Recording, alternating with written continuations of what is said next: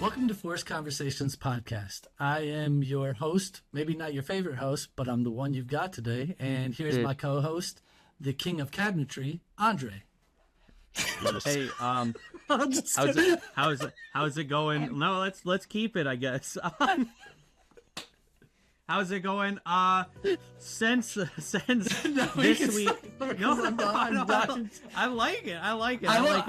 I'm keeping all of this.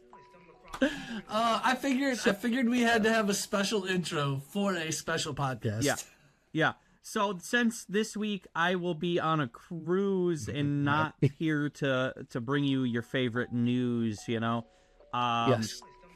We have pre-recorded something special for you guys, a first-time Star Wars experience watching the Phantom Menace. Yes. So enjoy the time with me and Derek as like a somewhat of an interview type thing. So you guys enjoy. And, we're gonna look at trying to maybe do more of these, correct? Yeah. He is definitely down to start doing more of these like first time watching experiences, and then he ended up coming over. We did it right here. So awesome. Yep. Hope you guys enjoy. Yeah, enjoy. See you in the next one. So we're here with my potential future brother-in-law, Derek. He was so gracious to come down and just be a part of the podcast. Yeah. Happy to be here. Yeah. So Derek, what is your experience with Star Wars so far? Have you seen any of them? Yeah. So also thank you for having me on the podcast. So pleasure to be here. This is honestly surreal. Yeah. I think that my experience with Star Wars has been I actually think I know the bare minimum. I know enough to get the pop culture references. I know who Yoda is. I know who Luke Skywalker is. I know who Darth Vader is. Who doesn't? I can picture the Death Star. I can I've seen bits and pieces, but I can truthfully say that I've never actually sat down and watched an entire movie. I've never actually sat down. So you were telling me about your podcast, and so that was just where the thought came from. Was hey, listen, I've never actually gotten into it. Yeah. And so that was I watched the first episode. Yeah. And start to finish, totally focused. And yeah, my mind was actually completely changed. I just putting it all together was an experience. To me, it's just wild that you've never seen it. Because I've been watching it. My dad showed me the first trilogy when I was 4 years old. I grew up with Star Wars. I watched episode 1. We got it on, I didn't watch it in theaters or anything, but we got it on VHS. We got episode 2 on VHS. And then I skipped a huge part of a field trip in 4th grade just to go to episode 3 in theaters on opening day. Wow. To me, Star Wars is a huge part of my life. I just found your dad really got you into it. I just found my first ever Star Wars toy, down in the basement. It's a Qui-Gon Jinn lightsaber. Oh my god! And I know you know Qui-Gon Jinn. I do. Well, you just met him. So yeah. So just get into it. First off, it's very, very quick in the opening scene. I'm like, that's Liam Neeson. So I watched it with my wife too, and we both are like, okay. First mental note: Liam Neeson's in the movie. Yeah. And so quickly, they don't mention his name a lot either. They mentioned it maybe a handful of times. We got all the way to the end. I'm like, oh my god, Andre's gonna be asking me about Liam Neeson. I need to know his name. And it was right at the end. They're like, Qui-Gon. I'm like, got it. Yeah. So that's his lightsaber? Yes. This is my first ever Star Wars toy. It's broken from all of the lightsaber battles that I ever had. So one thing that I noticed off the top of my head was that I did know that the colors of the lightsaber were important. And I was like, green, blue, red. Yeah. Were right off the bat. So red, obviously Sith. Yeah, Blue is like a sign of, I want to say, I don't know the colors by heart, but blue is like the sign of like powerful Jedi. You know, like they are they're trying to overpower their enemies. Okay. Green is like a guardian-esque person. So like Qui-Gon, guardian. You know, yeah. I kind of, and that is one nice thing is like a person that's like, I had no idea. Mm-hmm. You can pick that up. Like red, definitely bad guy. Definitely. Terrible, you know, green and red or green and blue. Like, okay, I can pick up on these guys. Could be good guys. Yeah. But yeah, I would say circling back to like how you got into it. Like my dad, we never got into it. Like his brothers, I know one of my uncles was super into Star Wars. Like he had records of like soundtracks. So like I kind of was familiar with that, but like we never sat down, like we never watched Star Wars. We just never got into it. And then like my buddies were into it. And that's another thing too. I mentioned to a couple of my, you know, buddies I have today, like, yeah, I'm going on the podcast, watching the first Star Wars, recommended Phantom Menace, episode 1. And they both, the first note that I have in my notepad was, mentioned to two buddies, and they totally disagreed with watching the first Phantom Menace first. They both were like, oh my God, don't watch that one. And like, to me, both of the first 2 trilogies, the first episode of all of them suck. I hate episode 4 so much. It's so boring. Phantom Menace to me is way better than episode 4. Just because the pod race scene, Darth Maul's, you can't beat it. You can't beat it. I mean, yeah, it's definitely geared more towards the kids, but like that's what Star Wars is. Like for the most part, it is made for kids. That even George Lucas said, this is made for kids. Like kind of like I picked up immediately that it was like very imaginative. Like everything was like pretty fast paced. Like even like the dialogue, I kind of picked up on that where it was very like simple dialogue. It was not super like deep, dark, slow moments. Everything was kind of like kept up pace. So no, I could pick up on that, but I liked it though. That is one thing that I did like about it was like action paced, very visual effects, simple dialogue. Like I could drink a couple beers and like watch it, and I could keep up with it. Yeah. Also, like I don't want to spoil anything or anything like that. For you know a 20-year-old set of movies, you know, but to me, starting chronologically is just, to me, it's the best way to show someone who's never seen them, because you get attached to certain characters and watch the progression of their characters instead of watching this section of the movies and then going back. Like, yeah, that's more like narrative, I guess, storytelling-esque, but like, yeah, to me, I'd rather watch them chronologically. Well, another thing, there's like spoilers. Like you said, these movies have been out for like decades. Yeah. So like, that's like me not having watched a full one. I get I kind of knew, like, you know, I knew all these people. I'm like, oh, yep, that's R2-D2. I'm like, okay, I get it. Like Han Solo, like I was like, okay, I'm familiar with Han Solo.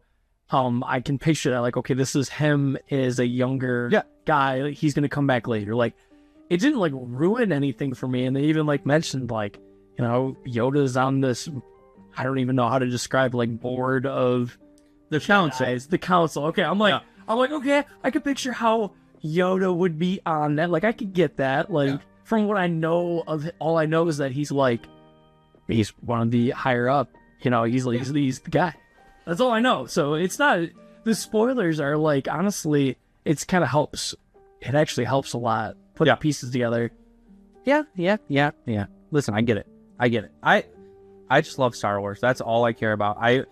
To me, it's just easier to get people into it chronologically. But yeah, like everybody knows the I don't even know. I got the main spoilers. Pop culture spoilers. Like I know that. I know about the carbonite. Like I know that picture. I know that scene. Like I know about that. I know about Jabba the Hutt. Like that's one of we can. I don't know how you want to do. If you want to like talk through the movie, because like Give me a synopsis. Yeah. Give me your synopsis of the movie, and then we'll go through your list, and then we'll just talk. We'll just go on tangents, you know. So the only things that I knew going into this movie were I knew 1999. I took a very like heavy note of that because I know that these movies are so CGI like intensive, of course. So it's like, okay, 1999, whatever you're thinking of. Expectation wise, frame it in the mind of 1999. Yeah. So I did that. I knew that it was like episode 1. Like I knew it was historical. Like don't think about anything that could be happening. And then I just watched. So the first thing I saw was a galaxy far, far away. Oh my god! Yeah. A long time ago. The opening crawl. Like, so iconic, of course. You know, like wow, there it is. Like there's the iconic scroll. I feel like a guy like me has seen that, like, memed on, like, Family Guy. Yeah, like, I've seen that before I've actually seen the movie. Like, I'm aware of that from all the pop culture references. The Family Guy series. Yeah, look, the giant chicken's Boba Fett. Oh my god. So, have you watched the Family Guy movie? That sticks out in my head. That definitely sticks out in my head, so I've definitely seen at least a couple of episodes. So you know the main gist of the original trilogy just because of Family Guy. It's in my brain somewhere, like, yeah. Well, yeah. So we popped to the movie, we watched the initial, you know, prelude, and like we read like what's going on, you know, there's a trade route that is, you know, we're shutting it down, we're sending in 2 Jedis to keep the peace, and then from there, like I did not have expectations for where the movie was going. Like I truly was like, okay, got 2 Jedis going in, they're gonna figure something out. Yeah. And the only thing that I was kind of confused of was like, once they walk in there, I'm like, okay, who are the bad guys? I know who the good guys are just from my own like background, the Jedis. I'm like, no, the Jedis are good guys. They're great. Yeah. So that's the only thing. Like when they walked in there, like that opening scene, I'm like, okay, who are the bad guys gonna be? Yeah. And it took a little bit until like what's his name like comes up on the hologram, like Sidious or Grandpapa Palpatine. Yeah. yeah. Oh, like that guy's definitely the bad guy. Not good. I don't know who that guy is. I can only see his chin. I'm like, anybody that you only ever see him with a hood on, bad guy. Like that is definitely not good. Yeah. So what did you think about the Nemoidians, the green characters, Newt Gunray, and can't think of his other name, but well, I mean, I guess off the top of my head, I was like, definitely like Asian ancestry. They're really going for it. Like wow, I had no idea. I'm like, okay, so like they have, you know, the samurai kind of like look going on, and they have obviously the accents that are going along with it. And so that I'm not gonna lie, that kind of twisted me a little bit. I was like, okay, they're frog people, but they're also like Asian. I'm like, they're Asian, like, but they're in the galaxy, so like that threw me for a loop. So so those guys were in kind of between, right? Like they were kind of being pulled to the bad, like they were getting pulled in different directions. So this is part of it. Like, I know you probably won't watch the Clone Wars cartoon because, it's a cartoon. Like, it's some of the best Star Wars, but like a lot of people don't watch it because it is the cartoons. But that gets a little more explanation in that cartoon. Like who those guys are, like what they're about. Like... They're part of the Trade Federation, which is like this giant intergalactic company that gets a seat somehow in the Senate, and they are just working for these evil people. But they're like, oh yeah, no, we're not. Just this one radicalized guy, Newt Gunray, the guy in the red, is like, he's the bad apple, you know, that's who we need to worry about. And all the rest of them are like, oh no, we're perfectly fine, we side with the Republic. So like that's a little more explained in the Clone Wars TV shows. Yeah. So like I feel like I can spoil that and be fine. And that makes good sense. Because I kind of like, you kind of assumed as much. You're like, okay, these guys are definitely like working the trade route. Like I get it, like they're involved, but they didn't seem like super evil. Yeah, they did. Off the top of my head, they did not seem super evil. I'm just gonna just a little bit. Yeah, get you in there. Also, cheers. I don't know if you guys have any sponsors yet. No, we don't. So okay. Bud Light, Shalada, favorite product, and White Claw Monster, alcohol. Yeah. Sponsors, Cheers. non-sponsors. sponsor, non-sponsor. If you guys are looking for podcast to sponsor. Us. Now. Let's be real there. But yeah, so, I mean, getting into that scene, all I knew was that, like, okay, it is the Star Wars, like, it's living up, like, I'm into it now. I think I know what's gonna happen. But from there, it was just chaos immediately, right? Like, they basically just, they cut the head off the snake. They're like, nope, we're not even talking to these guys. And then they immediately were fleeing. Like, the two Jedi are just, Dude, they tried to gas him out. Like, yeah, gassed them out immediately. That threw me for a loop, I'm not gonna lie. Yeah, totally. I gotta look at my notes here, honestly. So, the Screen Buddies, yeah, we already talked about, like, what the originals came from. That was one thing my wife was asking. She's like, where did all this come from? Like, where did this get dreamt up? yeah. And I think, like, I think you were telling me, like, yeah, it's one guy, get a lot of, like, influence from, like samurai movies, old westerns. Flash Gordon was a huge thing. that made Like, total sense. Once I saw a samurai, I was like, oh, yeah. like Clint Eastwood's The Good, Bad, and the Ugly. Boba Fett is like the main guy from The Good, the Bad, and the Ugly.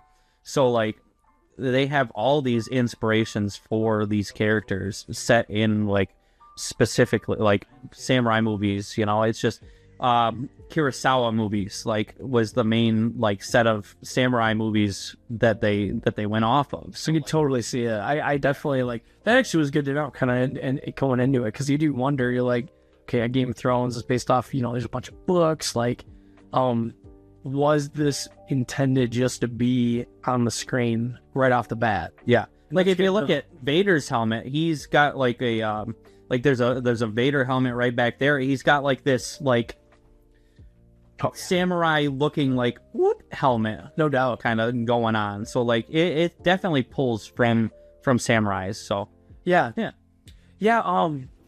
Let's see here. So another thing that struck me as super interesting was 1999 CGI. I kind of had in my mind, I'm like, okay, don't get too like hung up on the CGI itself. Yeah, like don't read into like the jankiness of the CGI.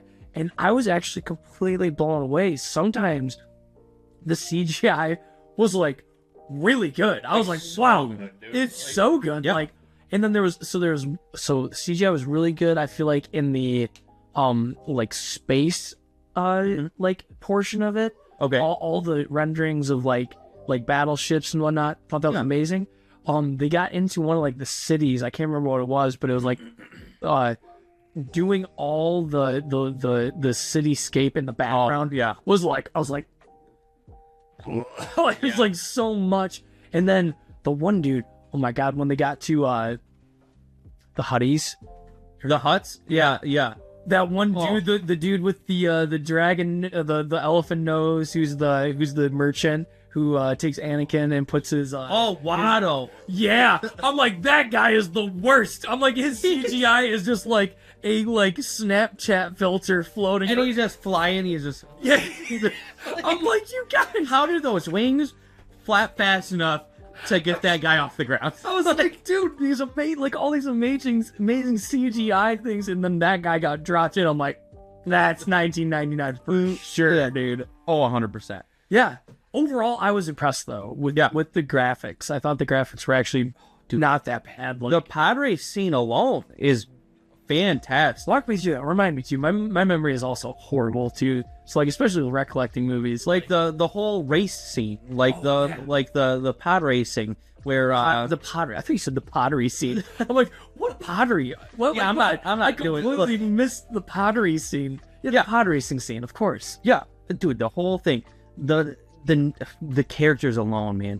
I want to 3D print. I don't know if you caught the one that blew up, the one pod racer that exploded in that like dark area. Like he looks over in the cave, and then he like, goes, yeah. he just explodes. He hits the pillar. He's Yeah. calm. Yeah, that was wow. That was like a shock value. I was like, He's my favorite pod racer. I want to 3D print him life size. He's only like this tall. Let's be real. Like, I want one so bad. Dude, and the pod racers, like, I don't know where that thought came from, but like that was one of the more like creative, unique. I thought that one was wild because like, yeah, I get it. Like you have a jet that you're like propelling yourself from. You could like a motorcycle maybe, or like a car, but like to have them like a chariot out in front, separated by like a force field, and then kind of like cables almost, and then you're in the pod behind it. Yeah,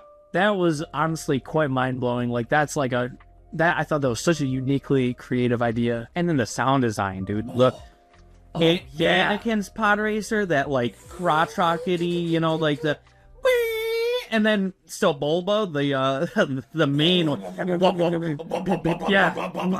No, I actually agree. I did make a note of that. Like the visuals were like really intense in that scene, but the sounds were just as equally like pleasing. Like we were watching on the projector, and I had my like offline speaker rolling. Yeah, and the bass and the high, like with all those different like engine sounds were awesome. Like I could see that being somebody's complete job just to like spec out all those sounds and put them together. Right. I don't know if you noticed, you probably didn't because it's a massive Easter egg. And I'll put this up in post. I'll put it up. E.T. was actually in the Senate, one of the Senate scenes. Okay. Yeah, a whole section of E.T. characters.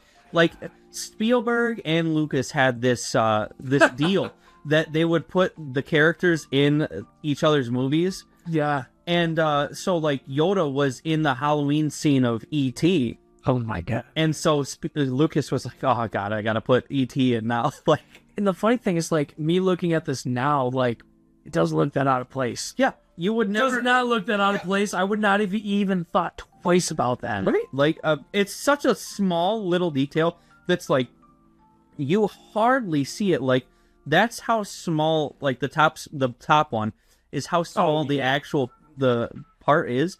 You would never see that if you weren't, like, really paying attention. Like, all those characters, like, especially on... I can't get it. What is that? Jabba the Hutt's like where it says set up. Where's what? That? Like where they do the pod racing. Oh yeah, so like in like Hutties. That's on Tatooine. In the city of Mos Espa. Mos Espa. Yeah. Okay, but they speak Hutties, right? Yes, they speak Hutties. Okay. Yes. But so all those crazy that you know that. Well, I was trying to. You've never seen Star Wars, and I took a notepad. I was like, But so those characters were nuts. Like you just pointed out, like E.T. I was like, didn't even pique my brain because there's so many random characters that were just nuts. Like what was the one character that Anakin Skywalker's got like beef with immediately in their fight? They're racing like Bulba. He's got super long arms. He's got these like short, peggy little legs, and he just walks around on his arms super long like nose with the teeth. Like Chum's like, well, what is that? Like it's just absolutely bizarre looking creatures all over the place. Yeah, so I would have never picked up on E.T. Never. The character design throughout all of Star Wars is just so good, especially in the prequels. Like there's in the prequels it's just a free-for-all for different aliens, but in the original trilogy they like kind of make it like a space racist type thing, like Palpatine doesn't want to employ the different aliens kind of thing. So like that explains why you don't see too many different alien species in the series. But in the prequels, dude, it's just crazy, like the amount of different background characters there are. Like even like when we like go back to like Jar Jar Binks, like he's like obviously a Jamaican guy. Like you just immediately the first time you hear him, he's just like a Jamaican guy, and then all the other guys are like Jamaican guys too. Yeah.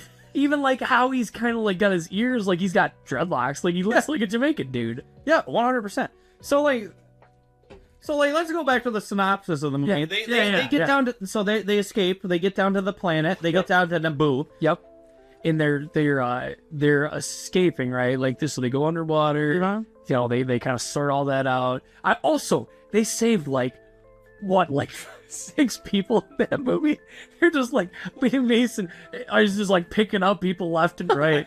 I was like, I kind of knew it was coming. I'm like, I bet they're gonna save. See, I'm like, they can't just leave him. They can't leave Jar Jar there. They're gonna beat him up. Like, yeah. And so he takes him with him. They're gonna banish him. Yeah, he's like, come on. And my favorite thing about like, I'm getting older now. I think about like, what does he have to gain? Like, what is he gonna do? Like, once he takes him, is he gonna be like, well, Jar Jar, I've saved you, and now you get to hang out with us?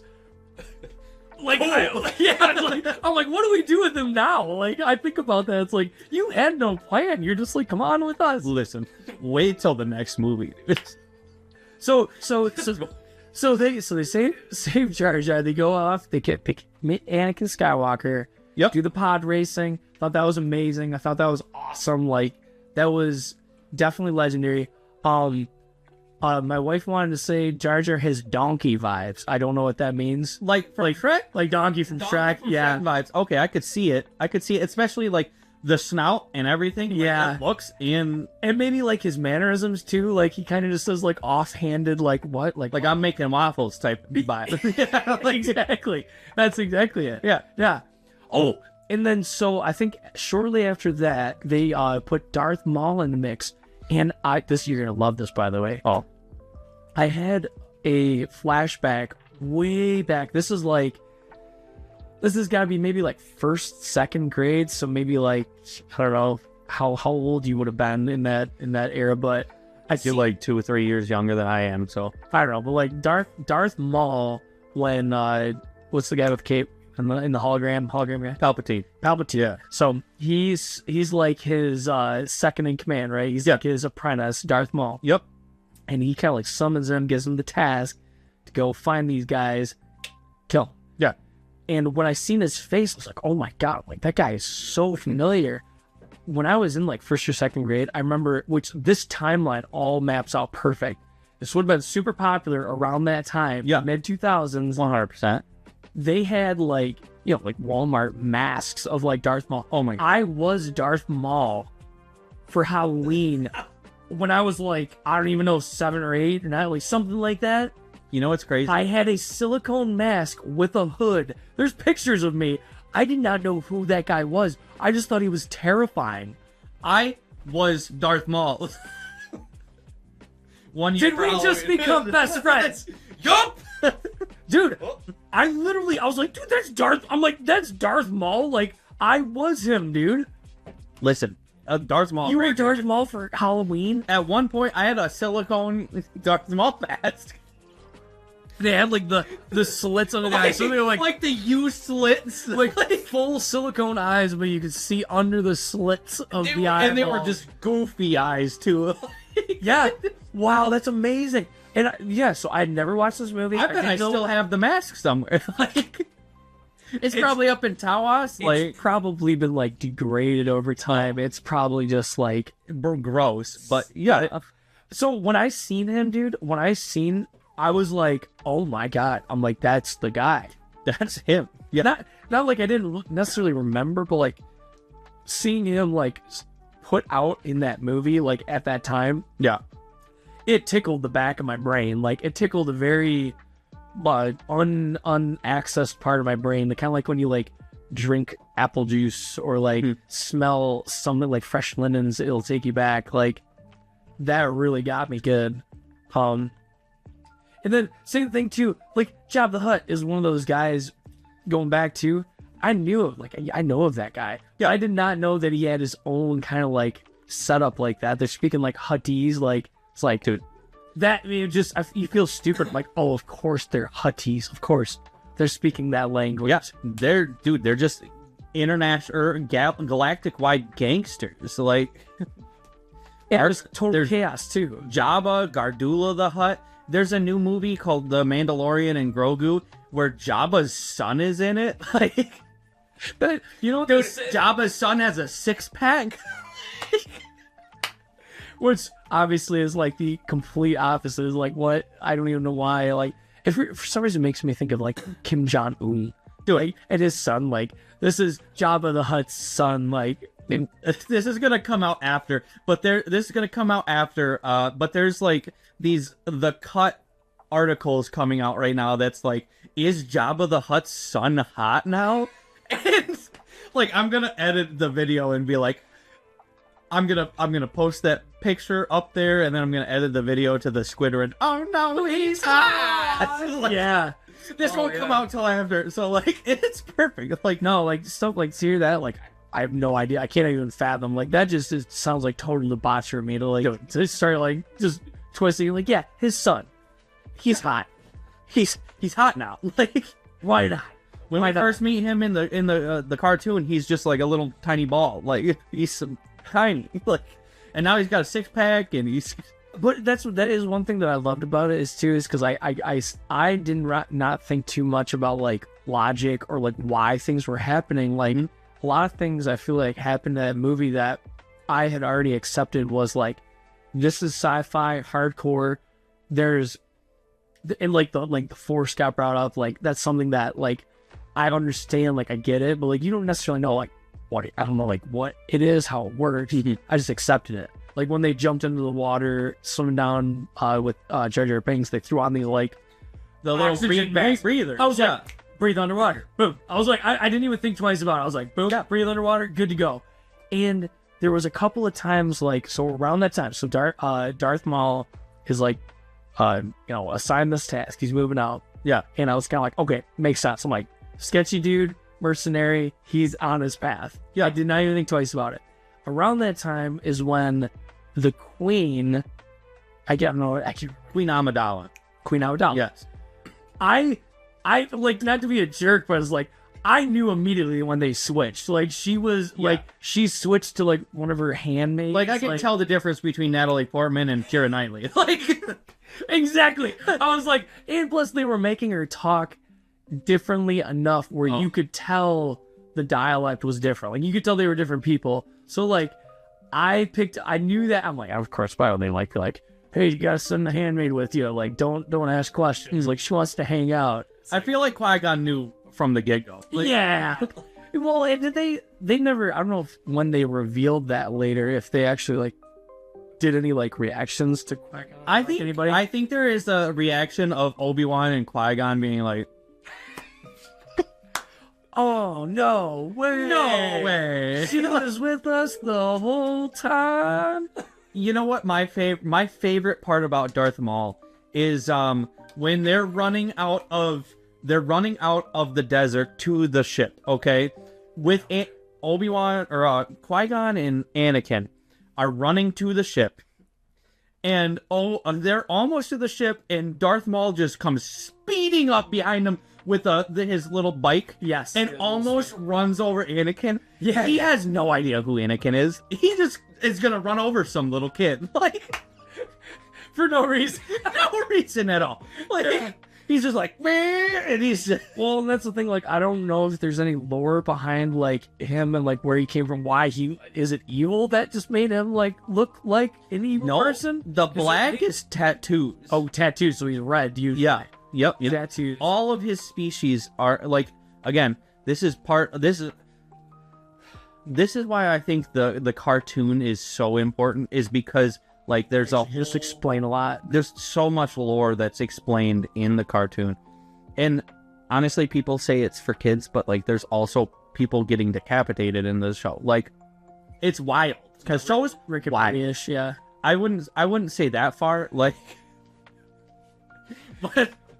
but it's like there's a whole society of these Darth Maul characters. They're called Zabraks, and they all have these black tattoos. Some are yellow, some are red, some are like more skin tone color. Like the horns, like the horns are normal for them. Oh, yeah. So see, that's just made me like, profiling this guy. The guy could be a nice, because there's nice people that come out at like, yeah. See, I'm learning. I'm growing. I don't think we've seen one learning Zabrak, but I'm learning. I'm growing. That guy could have been. I can only picture that guy just like he's like took two routes. He's like, I can either be an accountant or I can be a accountant gonna be a mercenary, an evil mercenary, and I just assumed that that guy just developed, like, I think of like Harry Potter, where like these people are good, and then they get a little taste for the bad, little death, little killing, a little murder, and they kind of like get a little rougher looking. They kind of like get more decrepit. Yeah. And then by the time they get to like where they're an evil villain, it's like, even like Smeagol, like from Lord of the Rings, like he was a normal guy at one point. Yeah. But he's kind of got a taste of the horribleness. So no, that's good. That's good to know that Darth Maul just kind of like chose that path. Yeah. He didn't get into it. What did you think about the reveal of the double lightsaber? Because that for me was like, well, I would say that, I guess, so this is really nerding out, I guess. The first thing I thought of when I seen the double lightsaber was, wow, that guy's got to be good, because you can't just grab a double lightsaber. I can imagine you can't just grab a double lightsaber and start swinging it around. Yeah. Like a nut job, because you're going to cut your legs off. Come on. You're like, yeah, you're going to sweep yourself.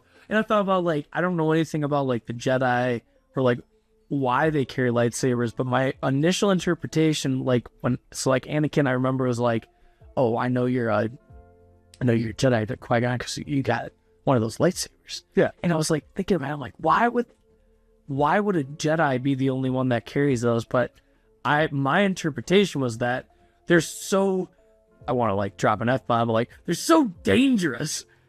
Yeah, the only person that can even think about wielding him is somebody that can kind of see a couple seconds in the future, so they don't slash their kneecaps off. Exactly. Yeah. And then that's good. That's kind of like that is how it is. Like, so far, we've only seen a handful of characters in what's called canon. Like since Disney bought it, they made everything not legends. They made them legends.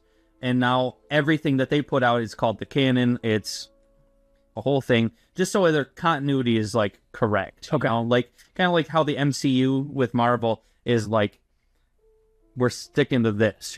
We're sticking to anything that we put out is canon, and everything else came before was like, it's legends.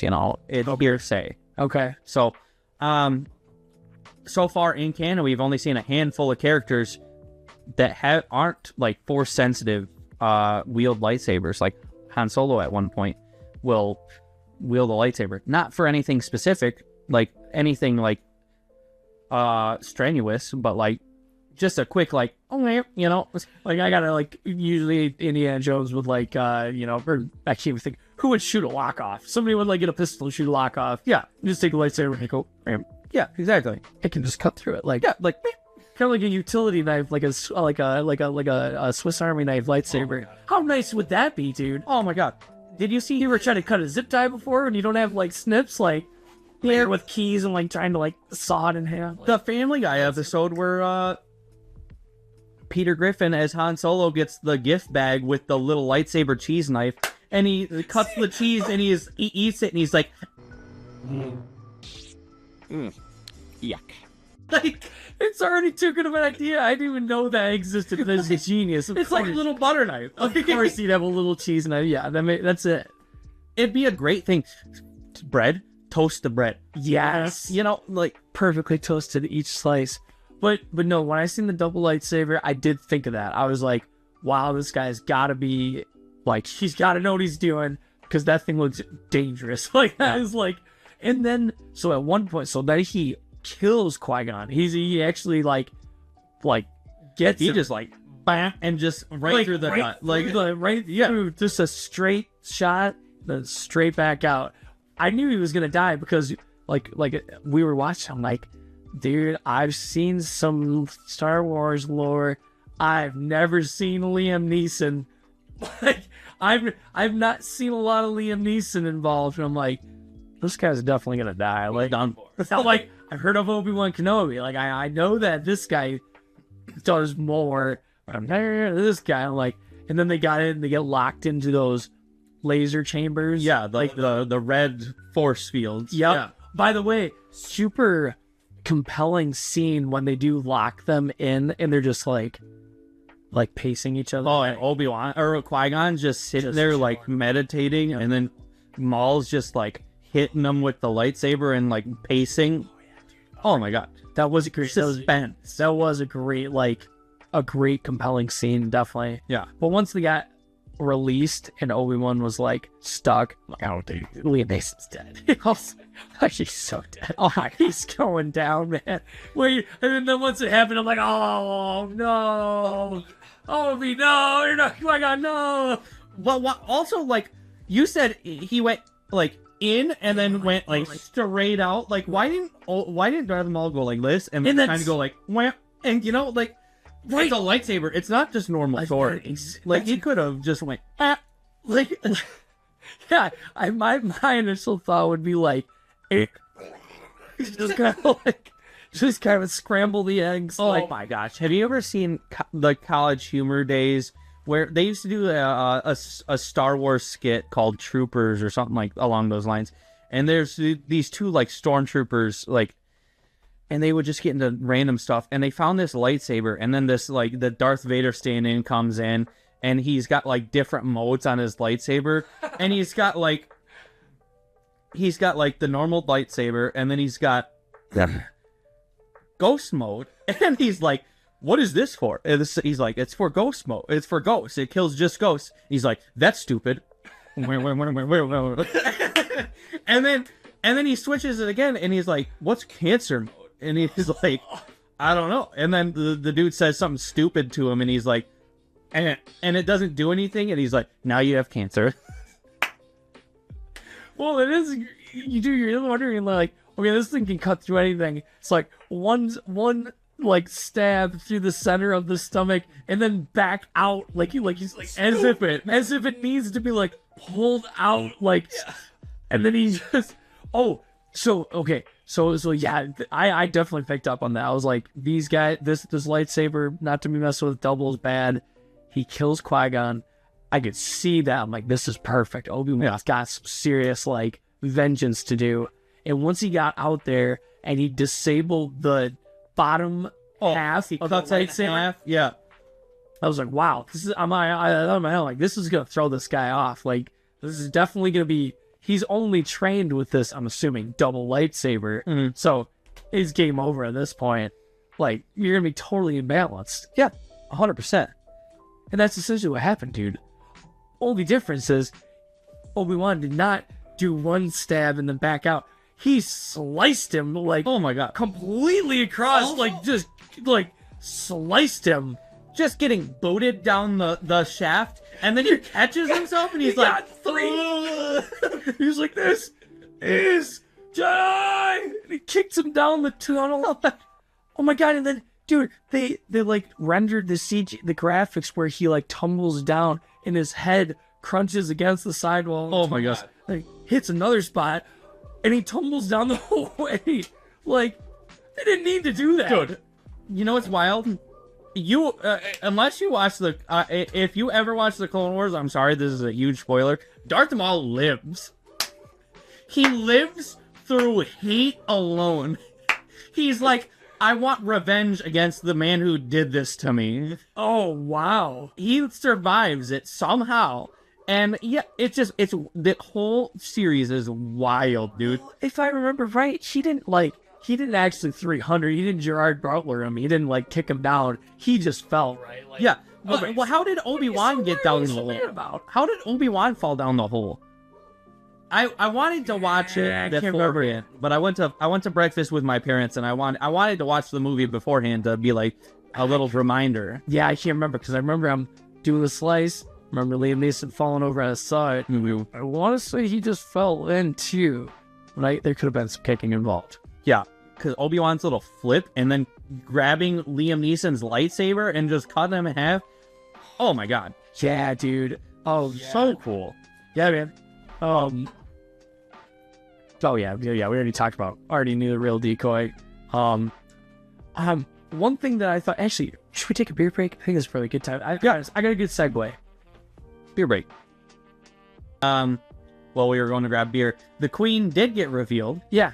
That it was her, when Boss Nass, that green Gungan, the green one of Jar Jar Binks, the one that goes, Yeah.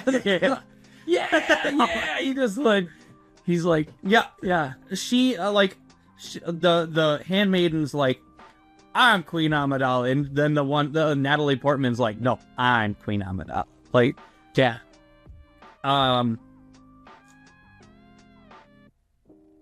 So she was revealed.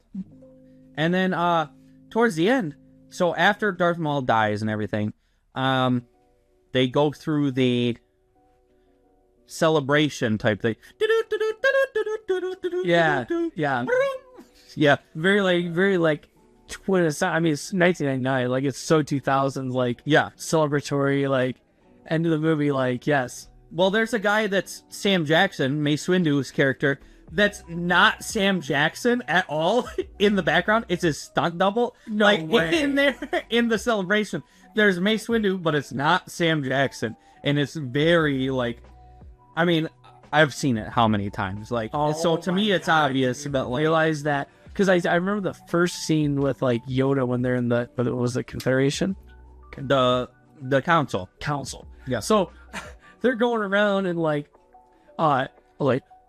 that's Sam Jackson. I'm like, that's Samuel L. Jackson, like, Pulp Fiction, like, literally, that is just so, I love that. Like, I love Sam Jackson, like, the fact that he's, like, this, like, I mean, he's a Jedi, like, he's, like, not soft-spoken, but he's, like, a intellectual type guy, like, I know that's Sam Jackson, like, he's just a cold-blooded killer, like, and then I did not catch that. I did not catch that at the end. So there's that.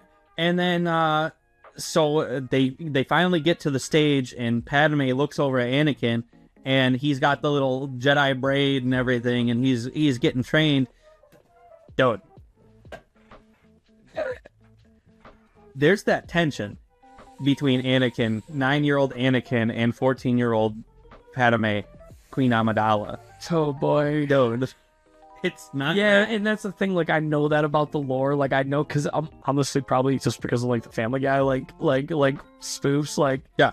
I know that that's coming down the pipeline. Like, Obviously they wait until he's old enough. Like, but it is. It's kind of like, yo, what's going on there? Like, what's the deal? it's a little weird. Like, what's going on there? It's a little odd. It's a little odd. Yeah, a lot of foreshadowing, I guess. So they're really teeing up the whole. Because they did. I mean, they had so many of those characters that, like, everybody know, like, a guy like me that's never watched a movie, and I knew about all those guys, and they were all put together into one kind of like story. Yeah. So yeah, I guess it makes sense. They're teeing up the rest of the whole rest of the saga, dude. It's just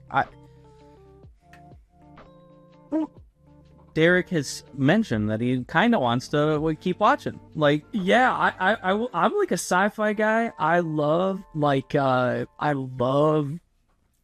those type of kind of like, yeah, think about it, or you have to either think about it or you have to fight yourself not to think about it. Like, a lot of those things that happened, you got to fight yourself not to think about what is the Force, what are the little contraptions that they put on their mouths to help breathe underwater. Right. Like, I like those movies where it's like, don't think about it too much and just kind of like let whatever happens happen. So I love that part about it. I truly love that you're going into it like this. It's because there's this show called The Acolyte. It's a newer show. Everybody's mad about it ruining Star Wars. But nothing ruins Star Wars about it. Like, all these people are just mad because it's quote unquote woke, but like, it's not at all. Like, they all call a witch coven that creates a child through the Force, you know, they all call them, like, to me, a witch coven's all female anyway, and then they call each other mother. Like, to me, that's not woke at all. That's pretty normal witch coven-y stuff. Interesting. But the main part about it is, like, fire in space is a big thing about it. And a lot of Star Wars fans got mad about there being fire in space in this show. But There was fire in space in Phantom Menace. There was fire in space in the original trilogy. There was fire in space in what some people call the best Star Wars ever, the Clone Wars. Yeah. Every episode in that show has fire in space. So, like, them complaining about this one little detail in this show is like, come on. I feel like you can overdo just about anything like that. And I think that, like I get it, like how people could probably get, I could definitely see how people could get so into Star Wars that they feel like personally offended when something goes, like, deviates from like what they understand to be the laws of how these movies are set up. So I could get it.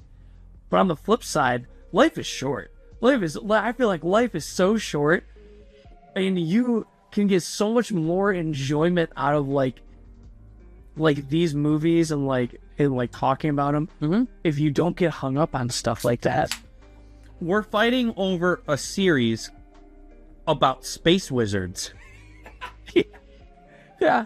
There's a part in this series that, like, everybody complains about because it's a cave that lights on fire, but, like, it's a cave that people are living in that has fabric in it, that has some wood pieces in it, that has everything else in it. And I'm like, Mike has brought up, like, it's in a different galaxy. We don't know what those caves are made of. Maybe it's something of some sort of mineral that is flammable. And I'm like, I've seen a Taco Bell up in Oscoda burn down. Like, that's brick. Like, what are we talking about? Like, why is it so outlandish to think that this cave could do that? Yeah. And 3 episodes later, the cave is back, burnt on the inside, but, like, it's just the fabric that's burnt up and the wood that's burnt. It's not the cave burning down. Yeah. Yeah. It's just the internal, like, the stuff people created that's in those caves that burnt. Yeah, I've not I've not gotten into it where I have had those. But I've kind of had some of those thoughts. Like I've noticed things where I'm like, oh, but I think that until I don't know, get more of like a background to challenge stuff like that, I'm just gonna note it and I'm gonna keep rolling. Like, yeah, I'm just gonna keep going and yeah, I do want to keep watching more. Like I do.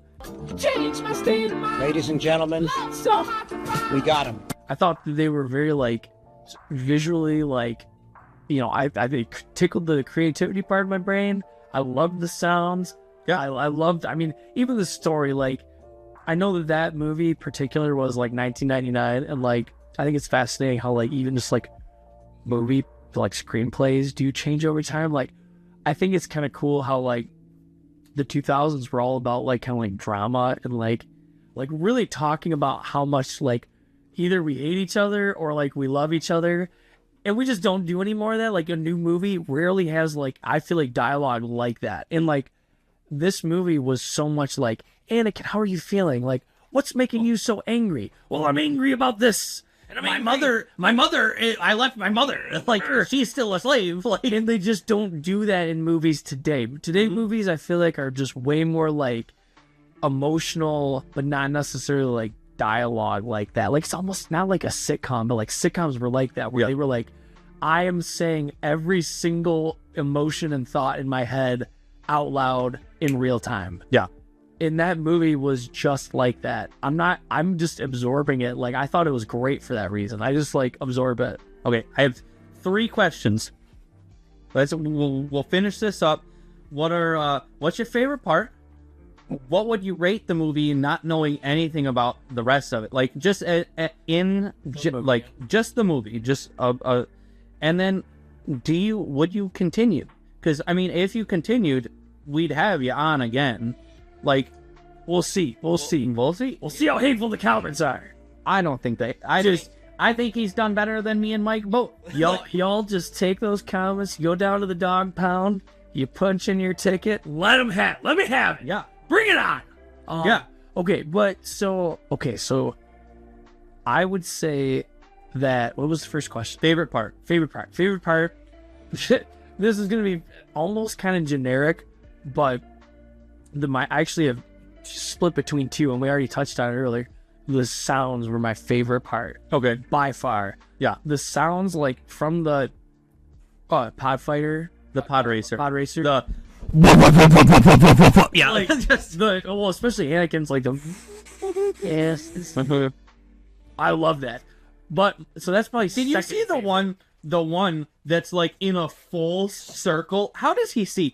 He's got to be like the one guy that got stuck at the starting line. Ben Quadranero, dude. Yeah, he had 4. I'm like, dude, come on, man. Like, you had it. Like, he's a fan favorite. There's a new game coming out called Galactic Racer, and he's got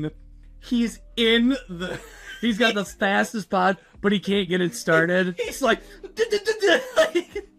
he's in the trailer for this new game called Galactic Racer. Everybody's flipping out about it. Ben Quadranero is back.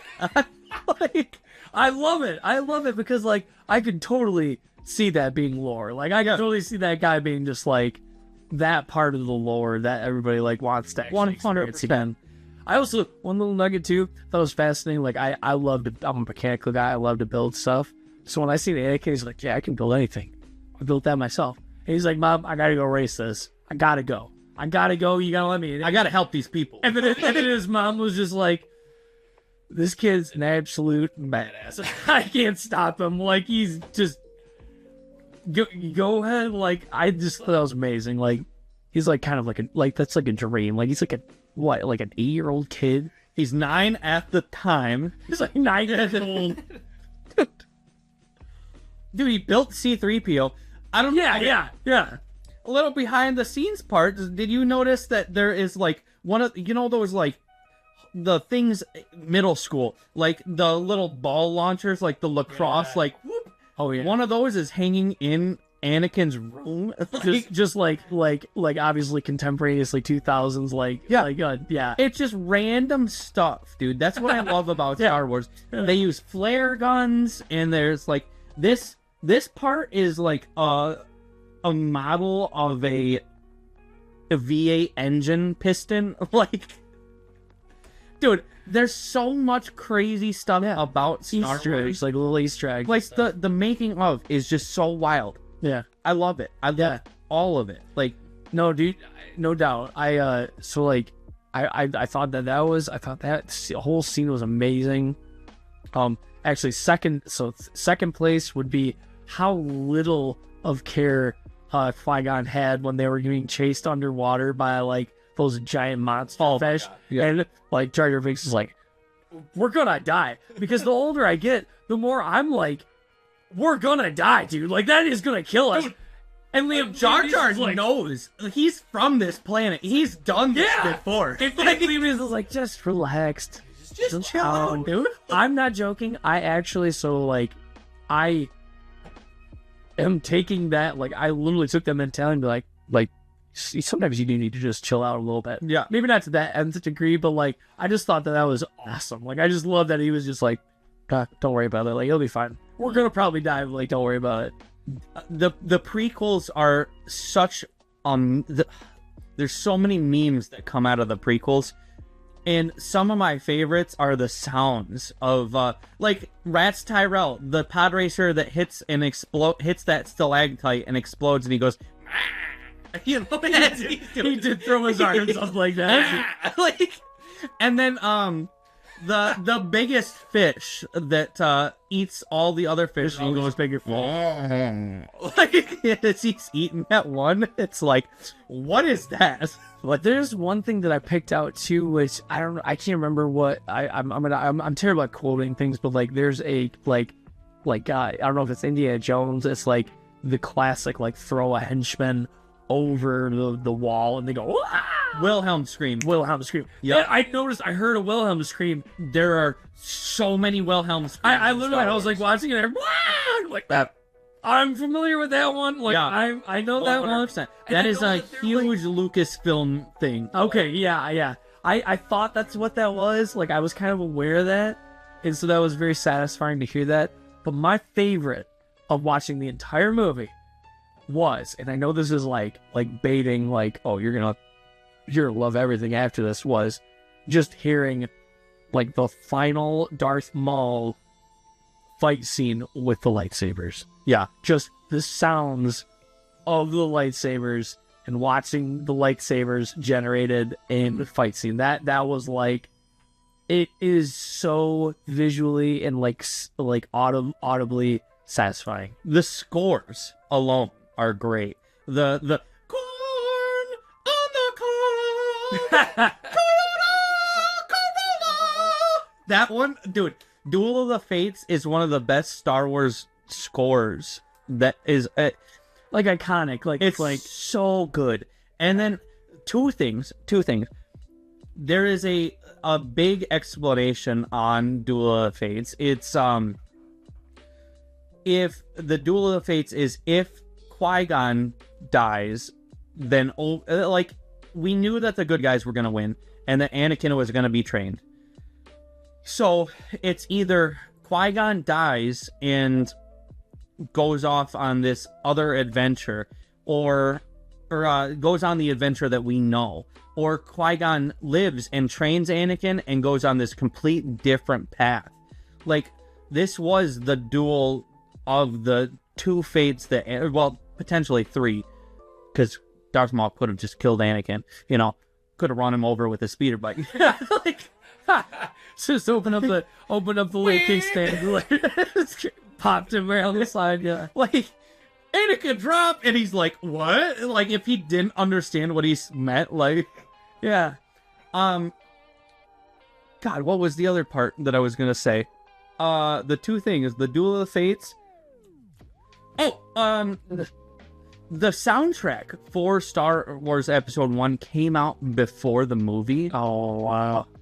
And after Duel of the Fates, there's a track called Qui-Gon Dies. The soundtrack spoiled the end of the movie. It came out like 5 days before the movie came out. Like, I mean, but at the same time, like the minute those three were fighting, I knew he was dying. Like I was like, you gotta know, like, dude, this guy. It was, and that's part of, like, I feel like what made that movie great is because it gave you everything you wanted. You know, the Queen was a decoy. Mm-hmm. You know, Qui-Gon did die. Obi-Wan Kenobi did avenge him. Anakin's, like, on his path to greatness. You know, you introduced all these characters that, like, even a guy like me isn't even aware, like, didn't even know, like, Jar Jar Binks, Yoda, like, Samuel L. Jackson. Yeah. Samuel L. Jackson beer. Oh, the Dave Chappelle fans, like, oh yeah, I remember that. I literally said that. That's all I think about when I see Samuel L. Jackson is like Pulp Fiction and Samuel L. Jackson. Oh my god. So, well, like they gave you everything you wanted from that movie. I feel like they gave me everything I wanted. So what can you want? What the graphics aren't very good for the guy with the little butterfly wings. What? It's 1999. Yeah, like what do you want? Like, but for you, it was went in knowing. But for the people that watched it in theaters, you had 15 years between Return of the Jedi, which was Episode 6, really. Okay, so like 85, 83. You had 15 years with no Star Wars. Like, it was A New Hope, Empire Strikes Back, and Return of the Jedi. It wasn't number 4, A New Hope. Number 5, we didn't know Lucas was gonna do a prequel series. We knew it was gonna be New Hope, Empire, Return of the Jedi.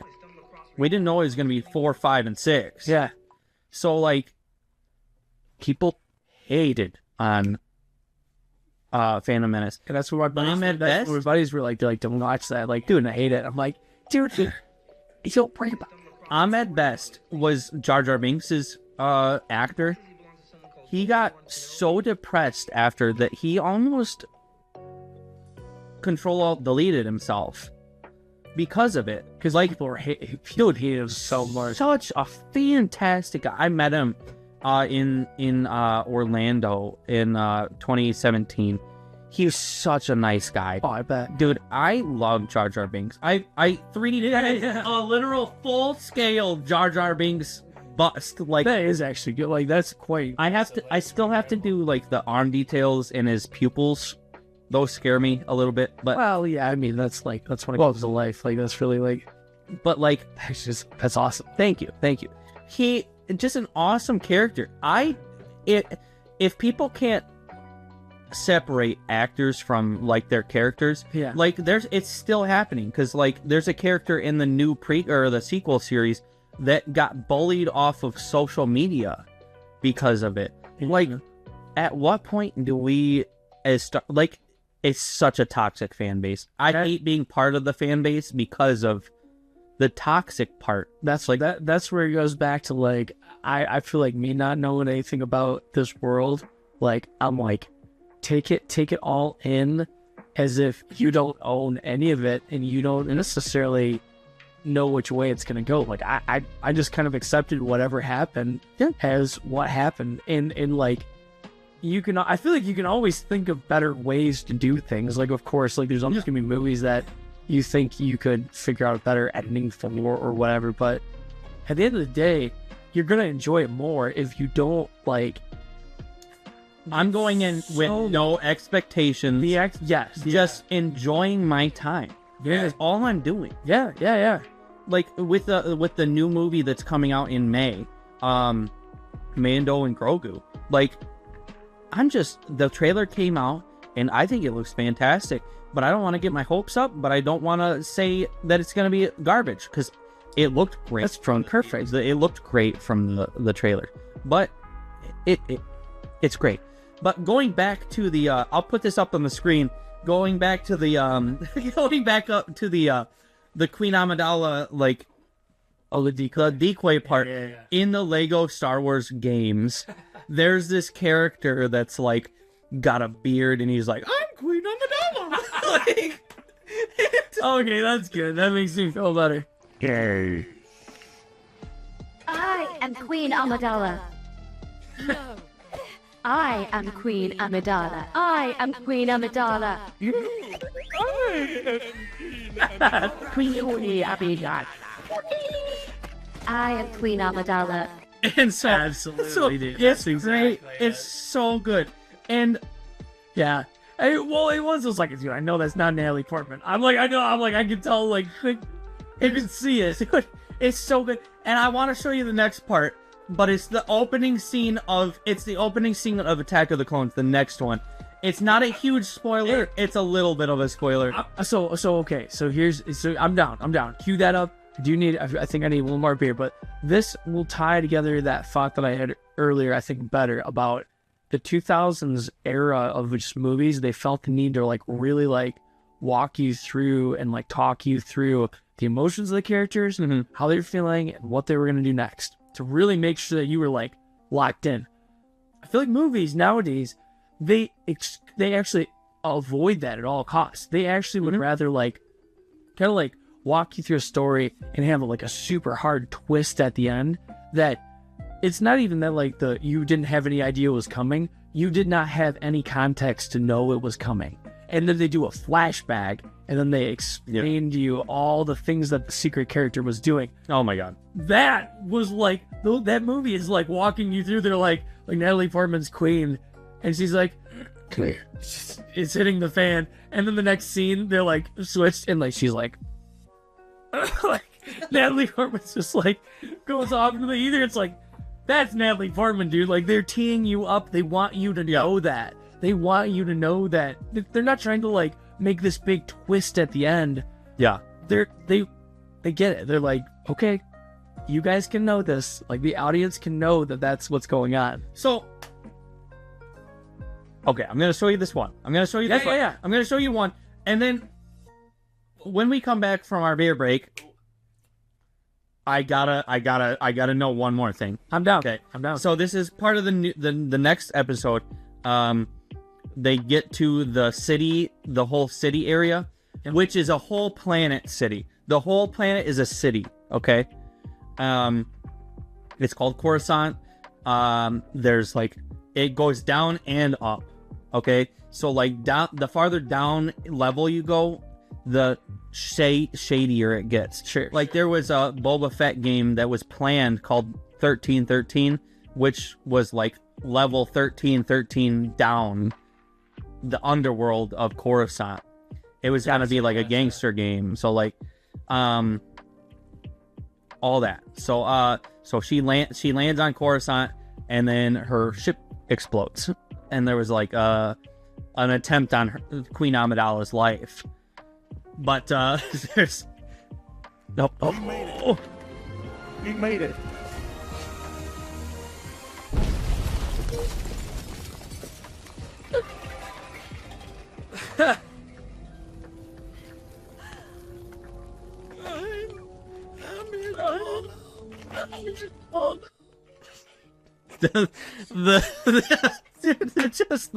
the dude with the beard like is in the game Like, so much. they hold on to that bit so tightly. They're like, one more. Just give it to him, one more. Like the game is structured to be like, oh, you play through all of episode 1, all of episode 2, and it's like you won't let it go. and then like you think that's it. Like as soon as that guy comes up in Certainly. like, the decoy part, you're like, okay, whatever.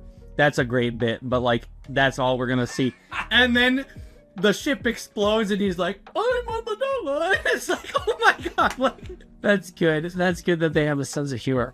It's like, that's good that they lean into it. it's so good. I wish he would come back, but I mean, he's dead now. But like, Read this. The Phantom Menace is that staticky hologram man that reports direct report from Darth Maul. is he who? That guy. Okay, Ham electric guy? let's call him. Let's just call him Static. Let's call him Static. Yeah. See the Phantom Menace? You didn't catch. You didn't catch who it is. You didn't catch it. Wait, boys, that was my question from earlier. We didn't catch it. Yeah. No. I was kind of like, I'm like, okay, all right, here we go. Phantom Menace. Like, We didn't catch it. I was so hyper focused on Liam Neeson that I was just like, and then he ends up dying, and it was all for nothing. I shouldn't have even paid attention to it at all. Very excited. First of all, very excited that we did not catch that because I Walk on down to the dog pound, smash that like button, hit subscribe, do it all. let us know in the comments, where did he go wrong? Tell me where my editing sucks, because someone did tell me that. Oh! But tell me my editing sucks. All that. I want you to write me an 8-page letter. Include your mom's name, your grandmother's name. Send it to forceconversationpodcast@gmail.com. Bring it on over. Tell me what's wrong. Tell me what's cooking. All right. Okay. So who's the Phantom Menace? What is the deal? I don't want to tell you. What is the deal with this guy? Don't want to tell you. I Really? don't want to tell you. Wow. So If you didn't figure it out, if you didn't see it, I don't want to tell you. well, so Because it's not an easy thing to see. It's a. This is the thing. You didn't tell your friends not to tell you anything. Because if you didn't see it, and if you didn't watch 4, 5, 6, 1, 2, 3, if you didn't see the tells about who this character was, you wouldn't have seen it. even better, dude. That's even better. So listen, I am so excited for you to watch episode 2. Yeah. All right. Deal. Listen, Yeah, dude. So what I will say though is like, I was so hyper focused on like the plot line and like the 2000s part of the movie that I was not paying attention to anything like that. Like I was reading, and that's actually making me feel better that like there's a little bit more to this movie than what I thought. Because I was like reading at face value, like, oh yeah, Dean Cousins, I get that. Like, it's good that there was more going on in the background that I still have yet to discover. That makes me feel good. there's a lot of background characters that are great. There's a lot of characters that you will find that you will learn more about in the next movies. I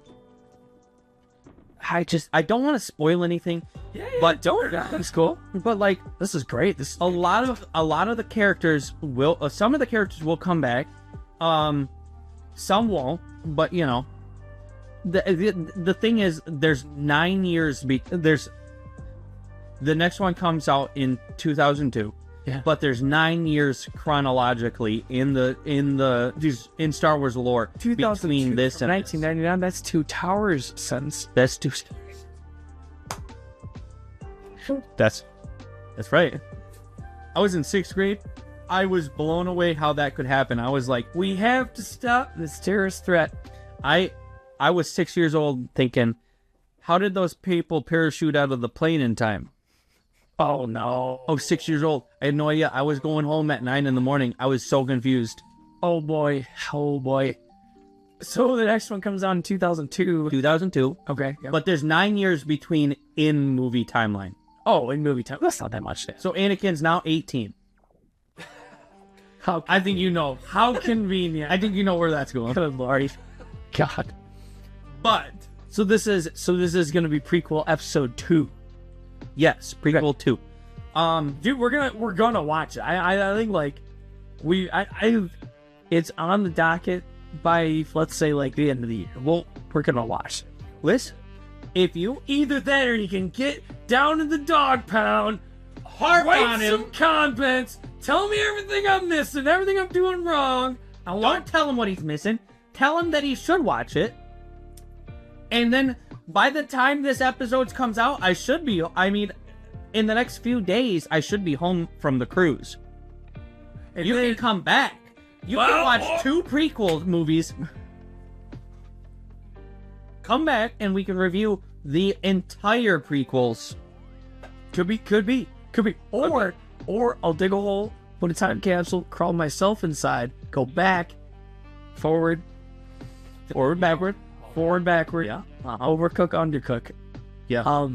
Fascinating. So in 2002, fast forward 9 years, Anakin's 18 of age. They uncover the. Who knows? Who knows what happens? I'm extorting too much information. Who knows what happens? Yes. Who knows? So when you showing, so you mentioned that you're like, oh, I'll show like the intro credits to the second movie. Would that spoil it? Like the opening crawl of episode 2 doesn't spoil what. No, it doesn't spoil. The opening crawl doesn't spoil anything for any movie. Oh, okay.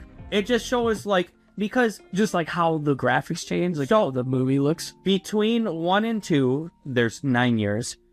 Between 2 and 3 there's 3 years. And 3 came out in 2005, so Sounds about right. and then between 3 and 4 there's negative years because it came out in 77. But there's 19 years. So between episode 3 and 4 there's 19 years. And then I thought it was 3 years for every movie, but by the time episode 4 and 6 it's 4 years. I don't know the whole timeline that well on that one. But there's a lot that goes down then. And then there's 36 years till the next Star Wars movie, which is another, honestly, it's 10 years. From episode 3 coming out till episode 7, The Force Awakens comes out. Yeah. Is that the last one? Is that The Force Awakens is the first one that Disney did in 2015. And then they just started To me, I love all the stuff that Disney's. they're still going. They're just They're still going. There's a new movie coming out in May. I'm so excited. But what about chronologically? Are they just keep doing spin-offs, or is it They're doing now. when is it over? When is it So, episode 9 was supposed to be the last of the Skywalker saga, okay? So, and then they were just going to start doing spin-offs. But I've heard that they're doing another trilogy, so 10, 11, 12. okay? We'll see how that actually goes out, because we don't know. We don't know. There's a rumored trilogy coming out. So when did they they gave it up to Disney started making spin-offs. You're like, hey, it's all content. Do you know how much Disney paid George Lucas? $4.4 billion. I was gonna say I was already gonna be wrong because I was in the millions of dollars. Billion. $4.4 billion. Oh, baby. 4.4 billion. And he still shows up to Star Wars Celebration. He's still like, hey, dude, I'm here for it. Yeah. It's great.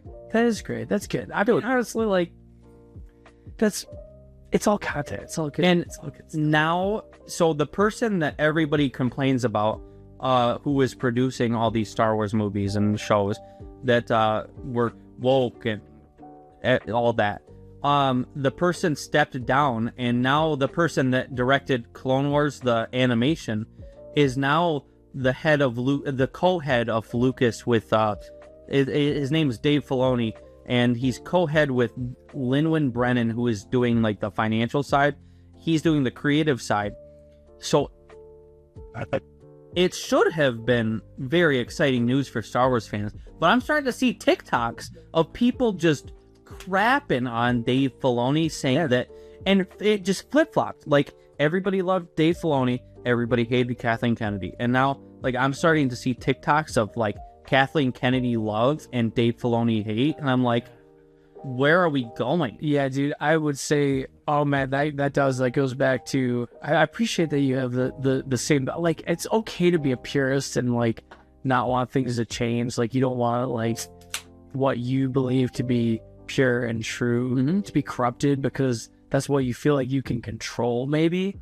Like, it's already been set in stone, it's already an archive, like, I know I can get, but, like, to then be, like, so upset, like, that's the thing, too, is, like, I feel like maybe they'll make more movies, and those same people that just hated it will end up loving it. It's like, you did not have to get in such a, an uprising because of this. Like, okay, so the original trilogy people from the 70s and 80s hated the prequels. That's a great perspective. I loved the prequels, and I still loved the sequels. So, like, yeah, where... Mike, he loved... I should probably bleep the last name, sorry. I'm gonna edit this I'm gonna edit this a lot, so, like... His last name was... So, Mike, he loves the sequel. He hates Jar Jar Binks. He doesn't think the prequels are bad, but, like, he grew up with the originals. Yeah. Because he's 47. Okay. So he grew up with the originals. He doesn't think the prequels are bad. He hates Jar Jar Binks, though. He loves the sequel series because he got to take his child, because his kid's 18, 19, 20 now. He got to take his kid, who was 10 at the time, to go see his first in-theater movie, Star Wars movie. And your dad took you to see those. Exactly. So, like a little perspective for you. Put that in your bag, Yeah. Which, what's crazy is I've never seen the original unaltered Star Wars. Star Wars came out in 77. Then the original trilogy, blah, blah, blah, blah, blah. In 97, Lucas was like, we are going to redo the original trilogy to test out the new programs that we have, the CGI programs, because ILM is Industrial Light and Magic, is Lucasfilm's own program that they created. So, like, all of the stuff that Lord of the Rings was using was ILM, nice. Which is Lucas's creation. How cool. So, like, he was like, I'm going to test this out before I make these new movies. So he added all this extra stuff to Star Wars. So I've never seen the original unaltered movies. I have them right there, but I don't, right behind that, like, yellowish green. Oh yeah, the VHS guys. I don't have a VHS player. I've never seen those. My buddy Kyle gave me those as a birthday present. I've never seen them. Oh, do I have a proposition for you, my friend? However, I don't want your proposition, because get it, Danny. Either way, in 2027, they are re-releasing a new. So in February, they're re-releasing A New Hope, which is Episode 4, unaltered in theaters. In May, they are coming out with a new movie that they say is Return of the Jedi-esque, which is number 6. Yep. So it's similar to that movie. So they're got these months between hand. So there's a rumor that they're going to release A New Hope in February, Empire Strikes Back, which is number 5, in March. April is going to be Return of the Jedi. And then May is going to be this brand new movie that's supposedly like Return of the Jedi. All unaltered. Yeah. Well, I'll be honest. I think that, like, kids or, like, guys maybe, like, your age, like, around there is, like, a hunger for, like, nostalgia like that. Like, I just... The member berries. I don't even know, like... No, I have a clue. South Park? Oh, the member... Yeah, I remember. Yeah. Look, literally, though. Remember Stormtroopers? You just want, like, a little nostalgia to make you feel a little bit better. Like, or not even that, but, like, you just want a time capsule. You just want a little slice of nostalgia, man. Yeah. Like, I think that's great. The only problem with that I see is 2027.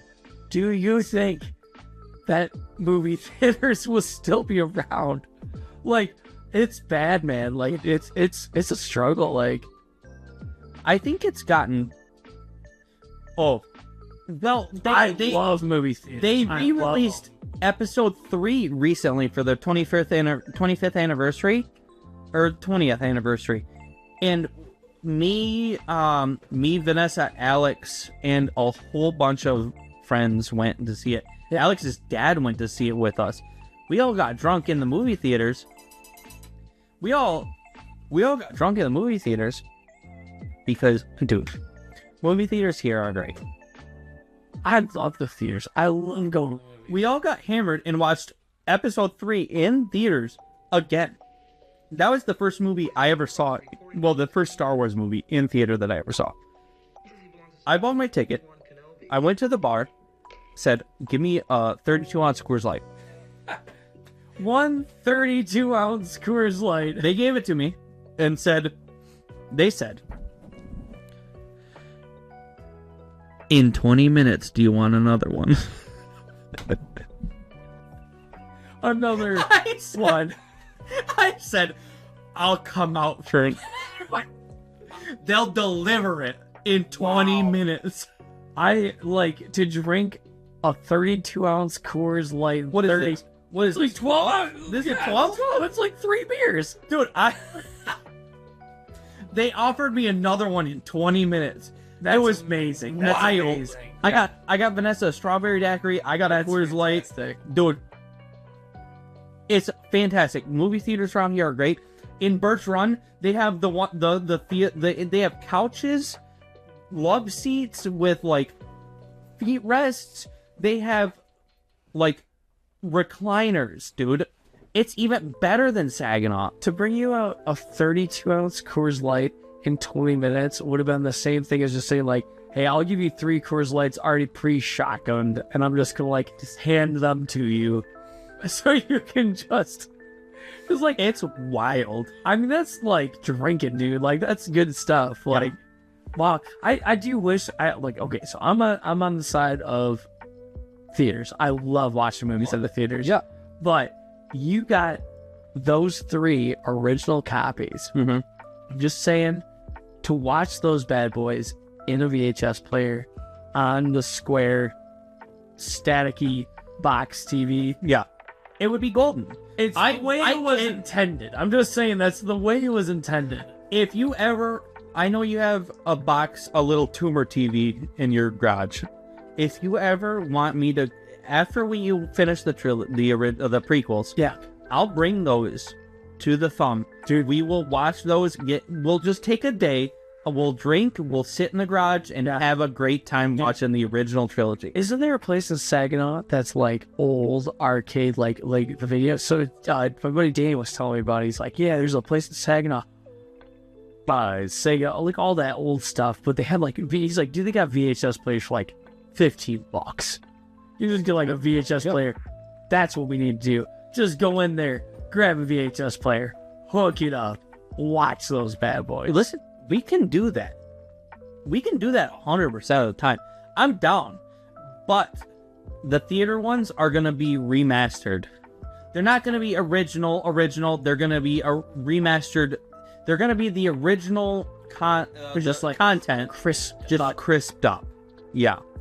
And why? Like, is that just to make it like? So yes, it's without the additional like CGI, but it's still the same content, just a little more crisped up. Like Blu-ray version of the original 70s.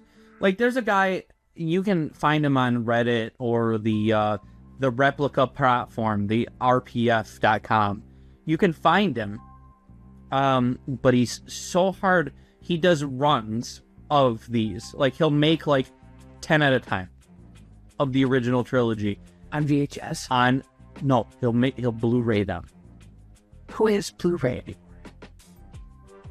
I don't. Who does that? Like, who is like, why don't you just send a file? I got really excited because like I used to have the Xbox One had Blu-ray players, but I don't have my Xbox doesn't even have a disc tray anymore. Really? It does. Yeah, it's just, Dude, it's right here. It doesn't have a disc tray. You just download. Yeah. I got the cheaper version. That's the thing. It's like that dude was like that. Honestly, I'll be honest. Blu-ray was the most awkward point in time. Like it was like DVDs were already failing. It's like, whoa! Don't give up. Hear me out. This is a awesome DVD.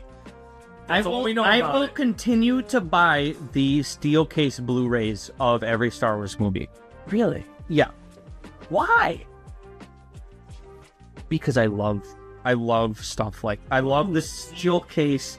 I love the steel case movies, man. Like these are so nice to me. I love having these. Yeah. No, I can see the appeal. Like just having the physical copies of these in steelbook is just I love it. Yeah, no, that's. I've never watched any of these. I did not know that these existed. I have no idea. I've never watched any of them. But do you? I mean, I love having them. But as you can see, I love Star Wars book. Like I love everything about it. I have Star Wars books. I have a book full of just autographs. Like I have a book about Boba Fett's costume. Like, Walk yourselves down to that dog pound. Leave a comment. Yeah. Subscribe. Smash that like button. This is the most obscure thing. A paint tin. That's literally lead. just this. Tastes like lead. This red. It's like an original 1980s. Oh, it's definitely got lead. It's a 100% lead paint. 1980s Easy. paint can of just this color right here. The 80s, they were like, hey, should we really keep putting lead in paint? They're like, yeah, a little bit. Don't put too much in. I just love having random Star Wars stuff. Like, yeah. No. So the last question that you had, will you watch more Star Wars movies? I rate it. I rate it like a movie, a general movie. Rate it as a movie, and then will you watch more Star Wars movies? So this is gonna be a little like I think that this is gonna be no matter what, like a controversial rating because of what everything that we've talked about. Yes.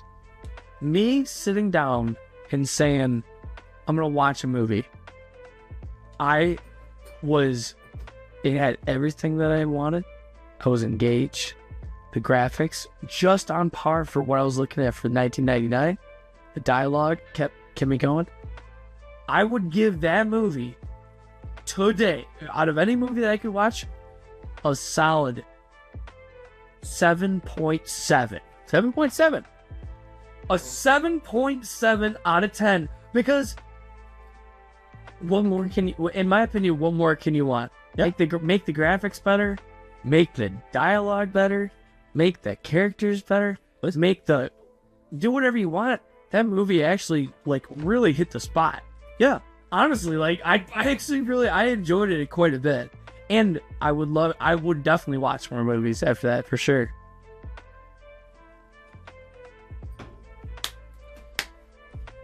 You want to call Kelsey and be like, hey, what did you think of the Phantom Menace? Great idea. And we'll put it right here. Be like, Kelsey, you're on. Okay. Okay. We're going to call his wife and be like, hey, what did you think of Star Wars? Just a quick synopsis. What was your favorite part? My wife watched this movie with me. So yeah, so like final thoughts. Final thoughts. Being a person that has never been exposed to Star Wars, not never exposed to being like pop culturally exposed, I thought it was super engaging and like really, actually like it kind of, I mean it put the pieces together watching the whole movie from to finish, Which is it 100% why I wanted you on the podcast, is because I knew, like, from the get-go, like, we were at, was it Thanksgiving, when I told you that we were making this podcast, and you're like, I want to be on it. Yeah, like This is exactly where my head went, is, like, we could do, like, a series where we just talk about your first opinions on Star Wars. Like, we'll watch, like, you'll watch one movie, we'll talk about it. yeah, You know? This is exactly where I went with it. Yeah. And, like, it's exactly what I wanted. Today is exactly how I wanted it to go. Us drinking. I didn't expect to go to my nephew's hockey game, but, you know, made it happen. we made it happen. Cheers, buddy. Yeah. It was a great time. I had a great time. I had a great time with this. I had a great time as well. Honestly, I think, you know, yeah, giving me a reason to watch the movie, number one, but then to come on the podcast and talk about it, amazing, dude. Listen, I appreciate you coming. Everything helps, you know. Like, it's just me and Mike have been having such a good time with it. We have guests on, but all those guests have, like, opinions on Star Wars. They have preconceived opinions on Star Wars. Like, it's like they all hate. Me and Mike like the Acolyte series. They all hate it. Like, Yeah. Alex thinks. Moldable. I'm a man. I'm moldable. I don't have any thoughts on anything. I'm just taking it Alex thinks that number 3 is the best Star Wars movie imaginable. Then to me, it's number 5. Wow. Like, to me, to Mike, I'd say it's like 50-50. Like, you're either gonna really love number 3 or you're really gonna love you're gonna like both of them. But you're either gonna say this is my favorite or you're gonna say this is my favorite. Like, Yeah. there's no in between. Yeah. Prince said Rogue One was his favorite. I don't know what he's on. It's a great movie. He said that's the one that I watched the most. But that's wild. I listen. I have an open mind. I'm down to watch. I want to understand. I think it's fascinating. It's encapsulating. Yeah. It's good stuff. To me, number 5, Empire Strikes Back, is one of the best movies out there. So, like, I don't want to, like, hype you up for this movie. Hey, dude. But because you're still a long way out from number 5. If you're going to watch them in chronological. Because if you're going to watch all 12 chronologically, well, 11, because I don't want to make you watch the cartoon one. Because if you're going to watch the cartoon one, you might as well watch the cartoon one goes straight into the cartoon series. So, like, if you're going to watch the 11 movies, you're going to watch 1, 2, 3, Solo, Rogue One, 4, 5. So you'd be 7 in before. I don't want to give you a preconceived notion of how good Empire Strikes Back is. Right on. But that's the first time you canonically see Boba Fett on screen. No, it's not. Oh, yeah. No, it's not. Oh, no. No, that was not. That's the first time people. I'm just gonna leave it. Don't overthink it too much, man. To me, Boba Fett, my favorite character. It was one of the first action figures I got ever. He's just such a cool character. In my opinion, he's such a cool character. He had such limited screen time. He only had like 4 minutes of screen time altogether. It's kind of like Draco Malfoy in the Harry Potter 2. The guy was like out in the movie for like 20 minutes total. He's like barely in the whole movie. The whole show. Yeah, cool. Listen, I just love Star Wars. Yeah. That's all. Right on, dude. I'm glad you enjoyed Phantom Menace. I'm really glad I enjoyed it. I did, yeah. I'm really. Yeah, and if you think I'm an idiot for liking it, then walk down to the dog pound and smash that like button and throw some comments in there. And tell us what we're missing, dude. Bring it on! Even if you smash that dislike button, that's still engagement, so I'm down for it. I'm down for any engagement. Share it to your grandmother. Their grandmothers. Their mother's grandmothers. The grandfathers. This is gonna be the end of the episode, so you know what? Right now I'm repping Mosh Isley stuff. Their stuff is so cool. They make all this like Misfit. They made a Darth Maul Misfit shirt. Yeah. Like the Misfit is like red and black. So cool. Alex bought that one. Their stuff is so cool. Go check them out. It's like an emo night but Star Wars mix. It's so cool. There's one probably after this is probably going to show up after. This is probably going to come out after the Mosh Isley thing. I'm sorry. But check out the next one. Check out the next one. Check them out. It's so cool. Shout out Greenhouse Project. Shout out Upper Level Decker Tier Cooperative. Shout out any of this is. Shout out Digging Up Dirt. Transplanting in different places. Shout out buying cheap beer at the gas station. Shout out finding somebody new that you're like, hey man, what's your story? Shout out Enjoying things that you enjoy. Enjoying things that you enjoy. You know, shout out. Don't be take embarrassed too about. seriously. Yeah. Shout out. Don't be too don't be too serious about yourself. You know. Yeah. Like what you like. Don't like what you don't like. Like what you like, including this video. Smash that like button. Smash it. Share it to your friends. Smash the follow, smash the like, the subscribe, everything. Tell me my editing sucks at this point. I don't care. I don't care anymore. I'm just having a good time. That's all it's all about. Tell me what you don't like. Andre, thanks for having me on the podcast, brother. Listen, I appreciate you coming. Other than that, see you in the next one.